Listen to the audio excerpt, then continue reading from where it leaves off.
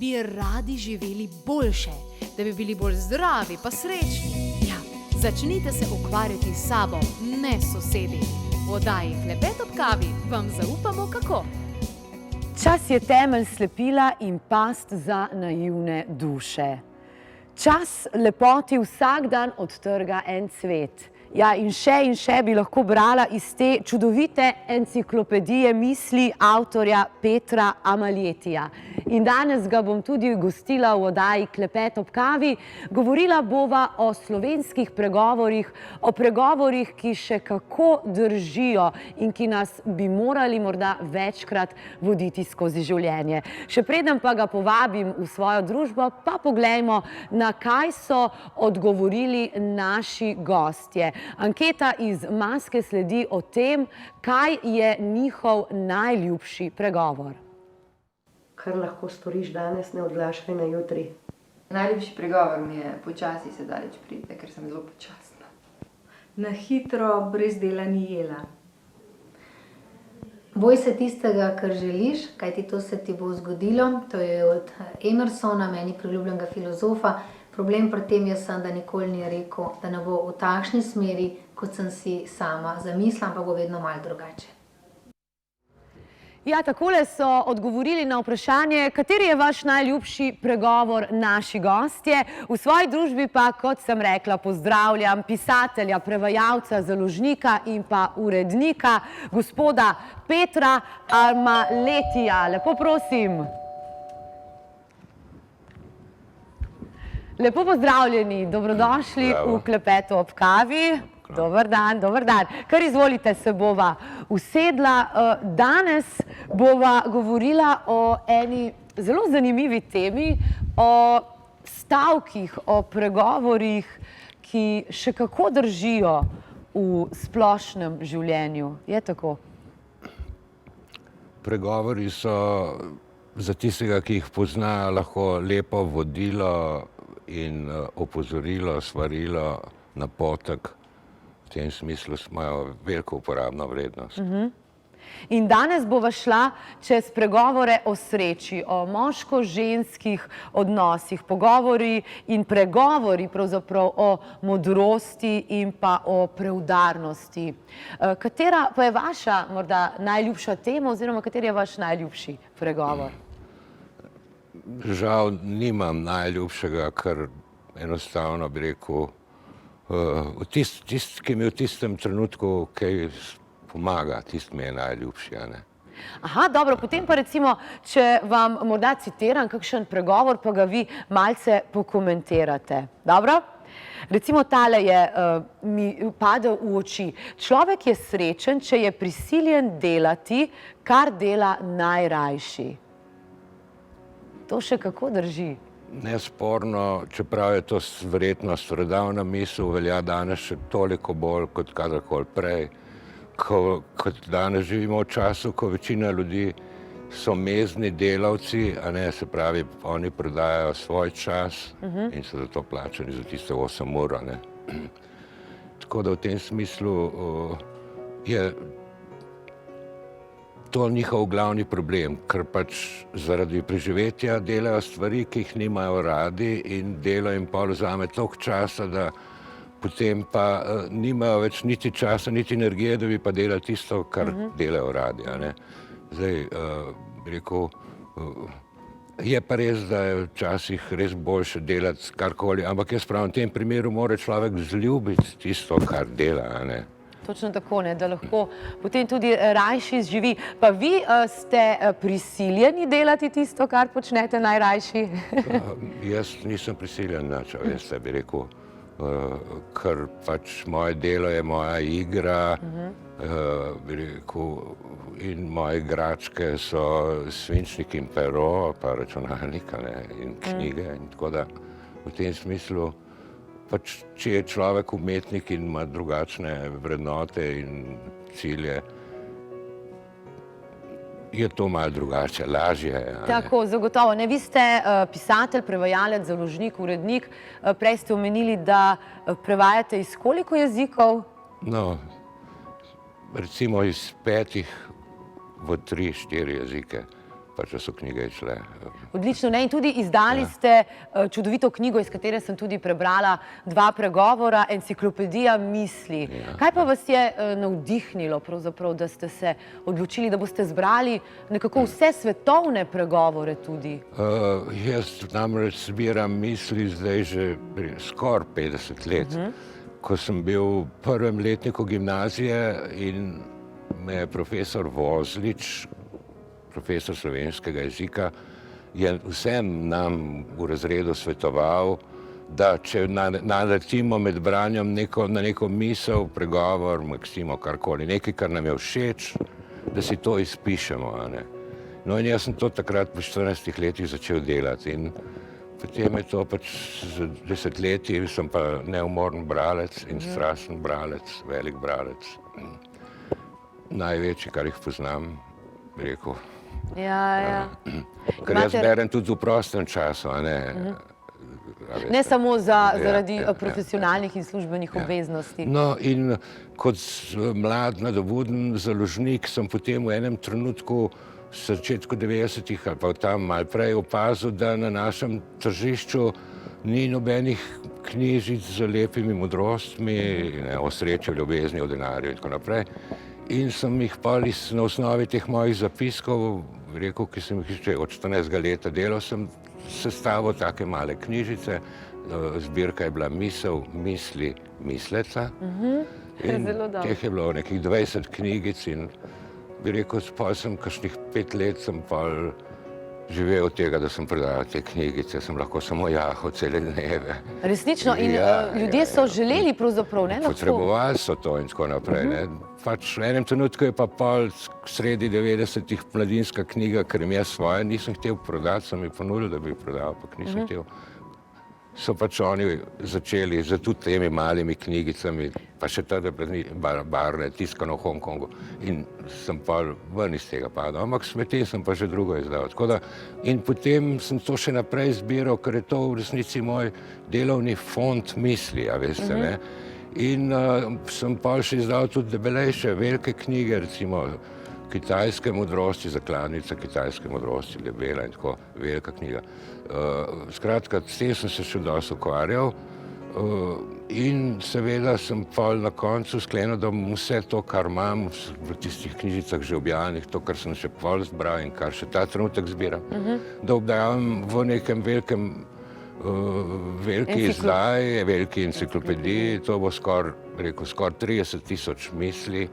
Obenem pa sem že, odkar sem začel zbirati, sem pri temu imel, bi rekel, eno ostro selekcijo, že v mladosti, intuitivno, ker sem zbiral pozitivne misli, ne nekih tam cinično, satirično, bi rekel, ampak pozitivne misli, tako kot so ponavadi maksime, se pravi misli, ki ti usmerijo, ki ti pokažejo svetlobo, a ne.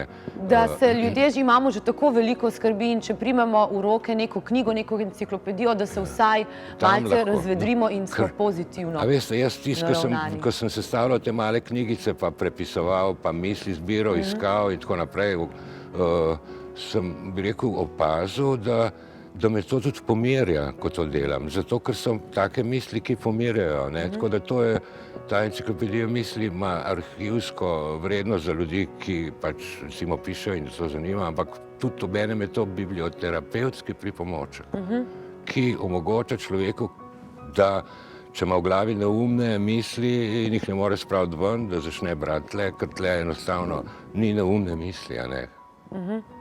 Je pa, če se zdaj malce skoncentriram še na pregovore o moško-ženskih odnosih, večinoma to je večna tema, hkrati pa so tudi malce hudomušni. Recimo, ljubezen je slepa, toda poroka ji vrne vid, ali pa ženska joče pred poroko, moški pa po njej. Odkje je, tako bom rekla, v humorju je tudi nekaj resnice, po vsej verjetnosti. Ja, bi rekel, v vsaki šali je nekaj resnice, to je slovenski pregovor. In zato, bi rekel, večina ljudi pove resnico samo, kadar se šali, in treba se šaliti, ker smeh je pol zdravja. Pol zdravja, tako radi rečemo. Ja, ker, a veste, dejansko to naše izročilo, njegova globina, jaz sem namreč proučeval in zbiral tudi kitajske pregovore intenzivno, in rimske, grške, biblijske, staro zavezo, novo zavezo, vse te sem sistematično zbiral in dejansko vidim, da naši pregovori, če bi vzeli samo naše pregovore, najdemo v njih vse tisto, kar danes mi kupujemo v prevedenih tujih knjigah, ko dobivamo pojev od nekih Američanov, kako bomo srečni. Vse je že v naših slovenskih pregovorih, če bi jih pozorno brali in jih imeli tudi zbrane na kupu. Na enem mestu. Ja, takoj bomo nadaljevala, jaz pa napovedujem dogodke, ki si jih lahko ogledate in se jih udeležite v tem mesecu. Mnogo je dokazov po svetu, da človek ni najbolj inteligentno bitje v širnem vesolju. Vabljeni na predavanje z Matjažem Obranovićem v Celju, kjer bomo spoznavali svetlove drugih civilizacij, resnično zgodovino brez cenzure in dogodke, ki so najbolj zaznamovali človeški napredek in nazadovanje. Predavanje o drugih civilizacijah, nezemljanih v petek, 1. marca ob 18. uri v Narodnem domu Celje. Prijava je obvezna, 02 6200 230 ali preko klepetobkavi.si. Ja, tole so bili dogodki, ki se jih lahko ta mesec udeležite. Z menoj v moji družbi pa je še vedno pisatelj, prevajalec, založnik in urednik gospod Peter Amaljeti. Pogovarjava se o pregovorih, o slovenskih pregovorih, o tujih pregovorih. Gospod Peter Amaljeti je tudi izdal enciklopedijo Misli, kjer je zbral praktično vse pregovore iz celotnega sveta. No, vseh ne, ampak Tisti, ki so mi bili všeč. Tisti, ki so vam bili všeč. Pa primerniki so se mi vzeli. Zdaj pa me zanima, notri v tej knjigi, enciklopedija Misli, so tudi vaše lastne misli, vaši lastni pregovori in zelo so lepi. Hvala, hvala. Ja, bi rekel, a veste, to bi lahko vzela kot kukavica, ki potika svoje jajce. Saj meni je narodno biti v družbi teh velikih avtorjev noter, rekel, od Shakespearea naprej, vseh največjih imen. Zelo dobra konkurenca ste. Ja, in pač jaz sem tudi urednik, nisem se zbral, pa sem založnik in delam, kar hočem, veste. Seveda, ja. Res pa je, da sem zadovoljen, da ljudje, tako kot ste vi, pač so jim všeč, in tako naprej te moje misli. Bi pa mimogrede sam toliko pripomnil, da ta knjiga je razprodana in je bila enkratno izdana in je to, bi rekel, ne obstaja več, tako da ne bi kdo mislil, da delamo reklamo za knjigo. Ja, torej imam danes pa pravzaprav srečo, da sem jo lahko pogledala, dobila v roke in iz nje prebrala nekaj čudovitih misli. Ja, veste kaj, zdaj pa me zanima, če greva še malce naprej, pregovori o modrosti, tale mi je zelo všeč, bolje je z modrim jokati, kot z bedakom prepevati. To tako drži, ampak vseeno, v kakšnih situacijah lahko pomislimo, kdo je moder človek po vaše in kdo je bedak in zakaj je boljše z modrim vseeno jokati in kot z bedakom prepevati? No, bi rekel, bolje je biti sam kot družbi bedaka, v tem smislu.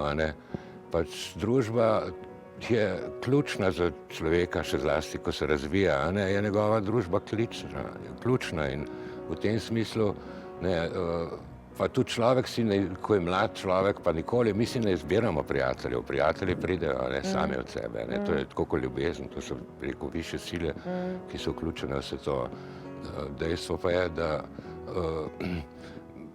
jaz vidim v teh pregovorih njihovo moč. Ena od moči je ta, kar me je naučila moja mati, v naši družini, ker se nikoli nismo prepirali in jokali in tako, ampak se sam smejali. Če je prišlo do česa, da je bilo nekaj izgledalo, da je nekaj hudega, pač, ko smo bili otroci, je mama rekla, nobena juha se ne poje tako vroča, kot se skuha. In to je to. V bistvu, ko se nekaj človeku zgodi izven serijskega, pa dejansko ga se mu tudi misli, mu začnejo, bi rekel, bloditi, to je del te zmedenosti v težki situaciji. In ko pa mi eno tako misel, ki ima neko čisto logiko not, pomislimo, da se spomnimo na njo ali pa jo slišimo, se nam pol tudi misli spet uredijo in postanejo logične. Ker tudi pregovori niso navadne povedi.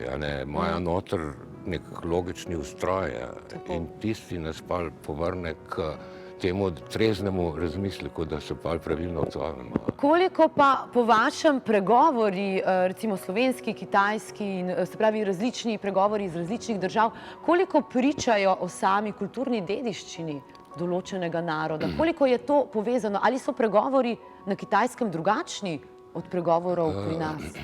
Zdaj, če odgovorim na vaše zadnje vprašanje, najprej dejstvo je, da na eni ravni so drugačni, na eni osnovni so pa identični, istovetni v duhu, kajti tako kitajske kot slovenske ljudske pregovore, vsi ti so nastali že v času poljedelskih kultur, to se pravi v novi kameni dobi, in kmetje pridejo do istih ugotovitev, ali so Kitajci ali Slovenci, v tem smislu. Zdaj obstaja neka razlika le v toliko, ker oni pač dosti govorijo še o Davu, o katerem pač mi ne govorimo, kar ni Bog, je nekaj drugega, ampak kakorkoli. Imajo še drugače, pa je modrost kitajskih pregovorov, ki je velikanska, mislim, ni nič večja, kot je slovenska, čeprav je to sploh smešno primerjati.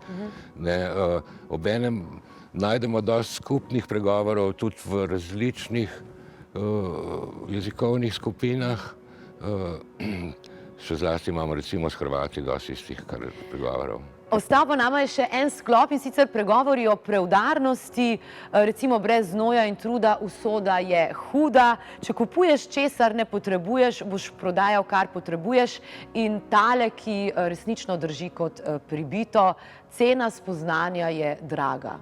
To pa se mi zdi, da se človek zelo hitro nauči. Najboljše stvari so najdražje. Itak, tako da v tem smislu. Drugače pa jaz svetujem vsakemu, da si začne, pa ne gre zdaj samo za slovenske pregovore, saj konec koncev je vseeno, odkot je pregovor, če ima tisto modrost.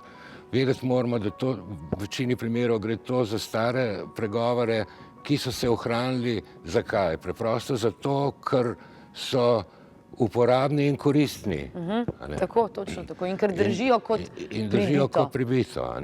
Zdaj bi rekel, to drži kot pribito ni pregovor, ampak je rek kot pribito, drži kot pribito. Je rek, recimo, tako kot... Skratka, mi imamo med pregovori, imamo pregovori ali izreki, to je eno in isto. Pa imamo recimo, lahko rečemo, maksime, ki govorijo o tem, kako bi naj nekaj bilo, ali so pa tudi neposredna prepoved in modrosti, ki bi rekel, pač iz malo višje ravni povejo isto kot uno, kar pove iz zdrave pameti. Pa naši pregovori, pa vsi drugi se gibljajo med zdravo pametjo in modrostjo.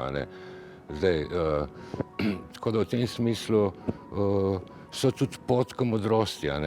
Pa se vi kot prevajalec strinjate s tem, da pa vseeno se znanje določenega jezika, kako dobro poznaš tuj jezik, če študiraš tuj jezik, kaže tudi na tem nivoju, kako dobro razumeš, znaš razbrati reke, modrosti, rečenice.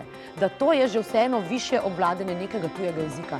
Seveda, to je tudi težje prevajati, v resnici. To je tako, kot da prevajaš poezijo ali pa anekdote.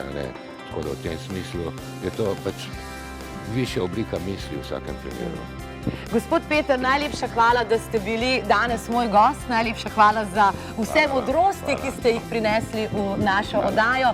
Vi, dragi gledalci, spoštovane gledalke, kateri pa je vaš najljubši pregovor? Kateri pregovor za vas drži kot pribit? Ja, jaz mislim, da se vsi strinjamo s pregovorom, da je cena spoznanja draga, ampak ko nekaj spoznamo, ko se z nečim pomirimo, je pa to nekaj najlepšega in to je tisto, kar nima cene.